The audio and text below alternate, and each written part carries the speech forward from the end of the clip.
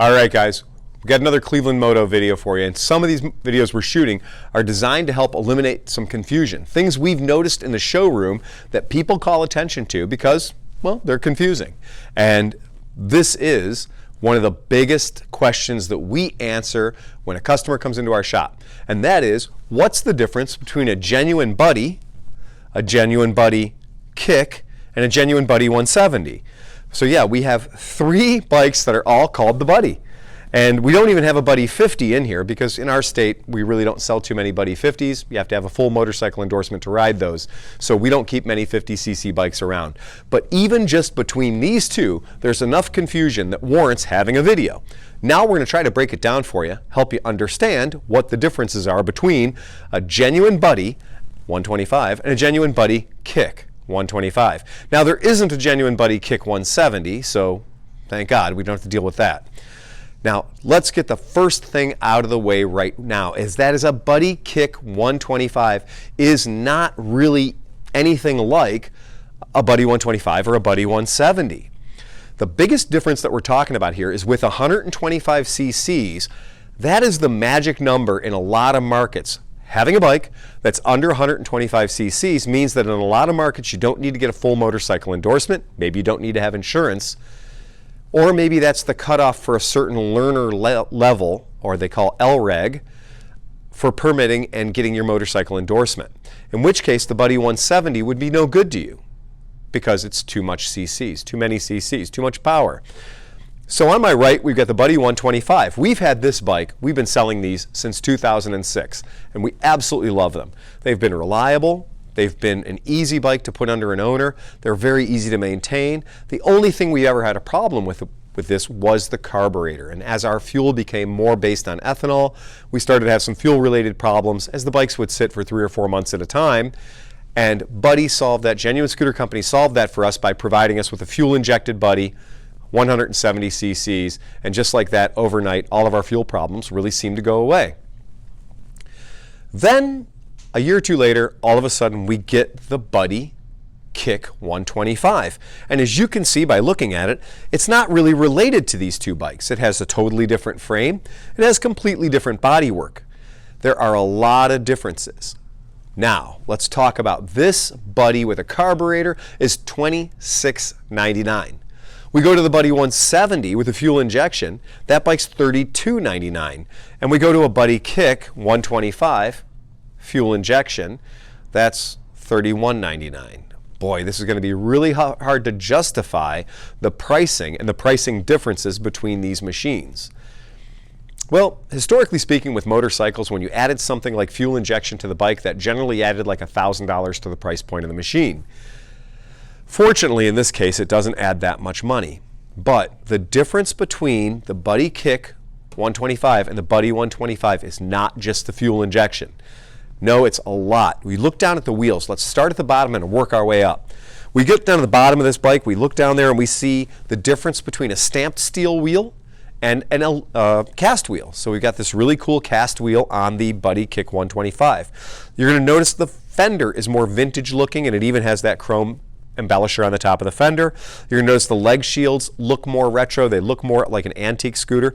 Maybe if you've ever seen a Instrumentation Cento, or maybe you've seen a Lambretta Starstream, you'll recognize a lot of the body panels on this machine.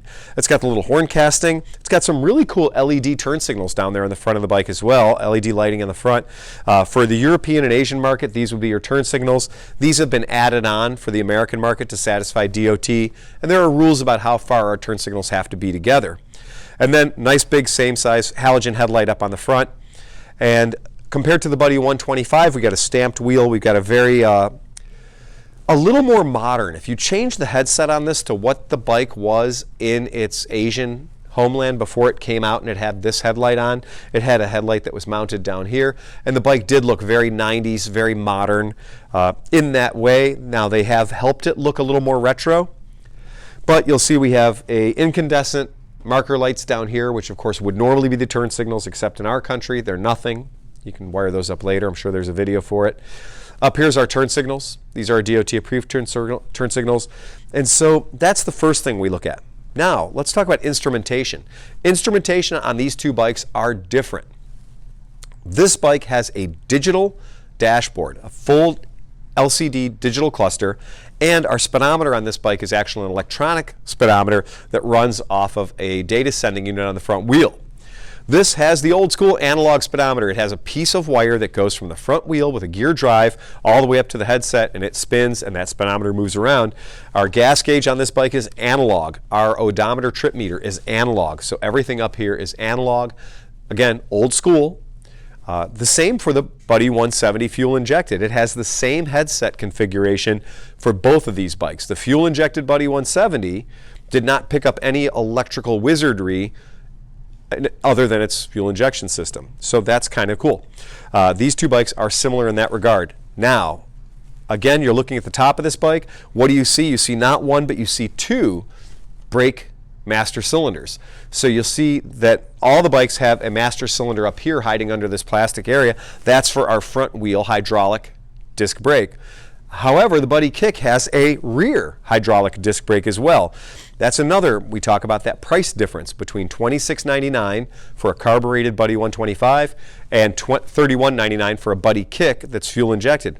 Well, not only is it fuel injected, it also has a rear disc brake. About the accommodations of the bikes, underseat storage area is very similar on both bikes. If we're talking about cubic inches of space, they're very, very similar. Now, of course, the Buddy 170 and Buddy 125 are going to be identical because under the seat it is identical on those two machines. The foot area is going to be identically the same on the 125 and the 170 when it comes to the Buddy. The Kick has a different shaped floorboard. So the floorboard on the Kick is a little wider and it's flatter. So if you're going to put something like a milk crate or something similar to that on the floor, it will find that there's more space to be had and more square space to be had on the floorboards of the Kick. Both of the bikes can have their seats open simply by turning the key to a certain direction, and both of the bikes have a nice cubby or a storage area right by your knees. Now, the Buddy Kick has a fuel tank that is accessed via the front of the bike. So you have a locking gas cap over on the left by your left knee, and when you open that, you can fill the fuel right there. On the Buddy 125 and Buddy 170, those bikes have the fuel tanks in the back, and more traditional mounted above the motor, above the back tire fuel area. So that's another thing that helps there be a little bit more fuel in the back area, or a little more space rather, in the back area of the Buddy Kick.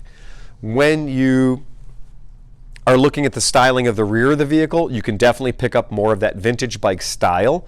You're also going to notice right away, and it's not just the camera, that the Buddy Kick does sit a little bit lower than the Buddy 125, a 125 and 170. The Buddy Kick also has a flatter, wider seat.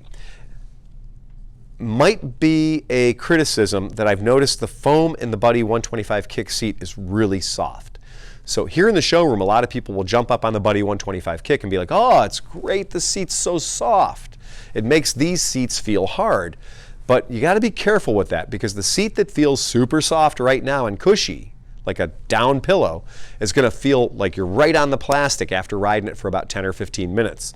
So you do want a seat that's got good support, good resistance to crush. The back of the Buddy Kick seat it's pretty wide. It's pretty square back there. If you're gonna, with any of these bikes, if you're gonna be riding these bikes two up, you had better be a small person. I mean, somebody my size, I'm 6 foot tall, I'm over 200 pounds. If I'm on these bikes alone, I'm in the back seat. I don't have any room for anybody else. The Buddy Kick does have deployable foot pegs, so I'm going to show you real quickly what those look like back here. You just give them a quick push and they jump right out to you. I like that feature on any bike because it means if I have a passenger on the back of the bike, that their feet are not going to be interfering with my feet when we pull up to stoplights. On the regular, traditional, old school Buddies, they have got an alloy piece that you can see is just added to the foot area where the passenger is supposed to put their feet. It's in a good spot. It really is. But it's not the same as having a deployable peg for the passenger to put their feet on at the back of the bike. All three of these bikes all come with side stands. All three of these bikes have a center stand that's extremely easy to use. And all three of these bikes are going to get you incredible miles per gallon. Our testing has shown that a Buddy 125 carbureted, you're going to be getting in the neighborhood of 90 to 95 miles per gallon. And when you go to the Kick with Buddy 125 Kick, you're going to be pulling something in the neighborhood of 104, 102 miles per gallon. And with the Buddy 170 fuel injected, you're still going to be around 90 some miles per gallon. So it's really not, I mean, that's splitting hairs when you start talking about fuel economy. And we have run all these bikes on 87 octane gas, American RM2, 87 octane, with no problems whatsoever. So they're very suited to the economical rider. The maintenance intervals on the bikes are the same. So taking care of the bike, one isn't going to cost you more than the other. It really is about sitting on them. It really is about getting to know the position that you're riding in. I've ridden all three of them enough to tell you that when it comes down to the bikes themselves, I tend to lean towards the Buddy 170 fuel injected. I love the fuel injection system that's on there, and I'm very familiar with the Buddy feel for the road. The Buddy kick feels a little different to me, and the Buddy kick feels really small to me. And that's probably because it is, and it really is a small bike.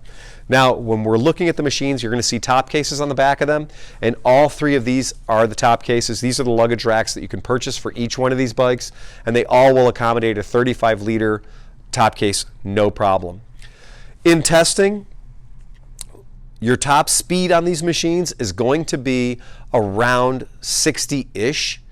And yes, I know that you're going to find guys like me that have talked about taking a Buddy 125 up to almost 70 miles per hour. But I'm going to say that's on a fully broken in bike with me in an incredibly tight tuck on the bike, as aerodynamic as I can possibly be. I'm not going to say that's going to be your standard performance of the vehicle. They are all, and I've ridden them all enough to know, yes, you might get 70, you might get an indicated 70. What I'm going to say is just figure 62 to 64 miles per hour for all three of these bikes, and you'll be real happy. Strikingly, there isn't that big of a difference between a 170cc bike with a fuel injector and a 125cc bike with a carburetor when it comes to absolute top speed. When you're running these small motors that hard, aerodynamics actually makes a bigger difference than horsepower between units, between the bikes. So I'd say if you really want to go fast, put a little windshield on there and get as much of your body in there behind it as you can. That's going to be the way you're going to go fast and have a well-maintained, well-broken-in bike. If you guys have had any experience with these bikes, if you own a Buddy 125 kick and maybe you've owned a Buddy 125 and you can appreciate differences that I didn't relate in this video, get in the comments. Let us know exactly what you think, because we're always looking for more information about this. In our world, I know we've sold a lot of them, we put a lot of them on the road, but we're always interested to hear about the experiences of people that have been riding the bikes for a long period of time.